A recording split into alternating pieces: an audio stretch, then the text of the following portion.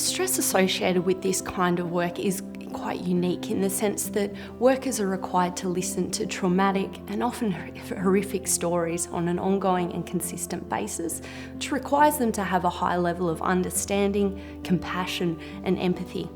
Now, while helping clients to get through these experiences can often be rewarding and satisfying, it also exposes us to the emotions and the feelings of our clients, which can ultimately transfer and have negative effects on us as well. Long term, this can emerge in forms of vicarious trauma and often require workers to seek professional advice or intervention. Working with human suffering and sitting with women and listening to their story and what they've suffered is very challenging and can be sometimes overwhelming and can have an impact or sort of permeate in other aspects of your life. What's really important is to be very mindful of when it is starting to get a bit overwhelming and a bit too much, and in order to allow yourself to take the right steps to look after yourself. But it's also listening to that at the beginning of when it starts to feel a bit overwhelming, so that it doesn't get to the point where you feel like you are going to burn out. Ultimately, we can break down vicarious trauma into four divisions or categories of symptoms, and these can be emotional, cognitive, physical and behavioural.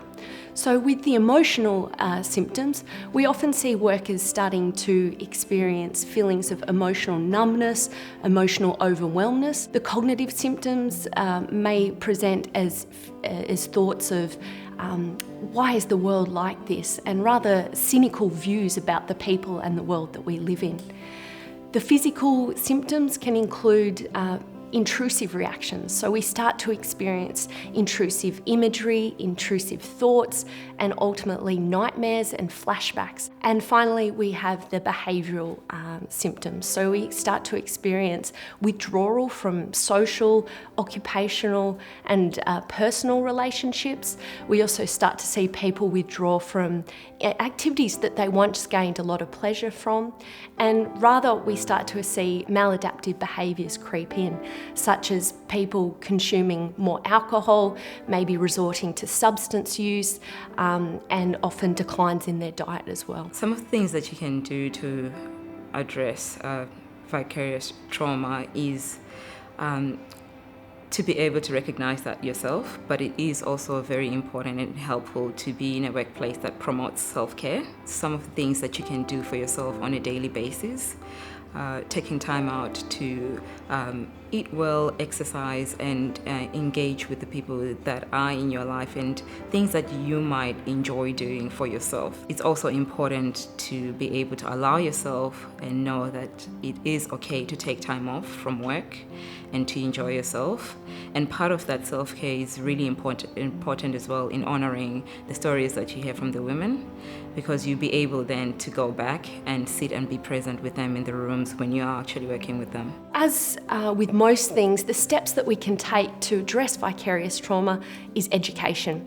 Providing education to staff and workers around what the symptoms and signs of vicarious trauma is or are, what are some of the triggers for them in terms of normal stress responses, and also looking out for each other. So providing supervision and ongoing support is really imperative so that we can not only see the signs and symptoms emerging in ourselves, but also in our colleagues as well. Reaching out to professionals is really important because you are getting support from someone who has an understanding of the kind of work that you do.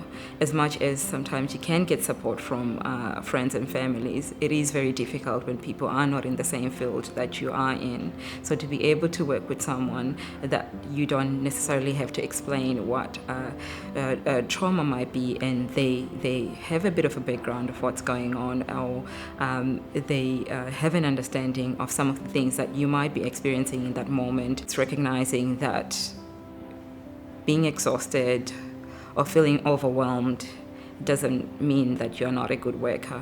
It just means that you're only human. We need to remember that at the end of the day, we are humans and we experience real emotions like everybody else. And we must remember that it's the empathic engagement that we have with our clients that actually causes us to feel like this, suggesting in fact that we're doing a really good job in understanding where our clients are coming from and in helping them.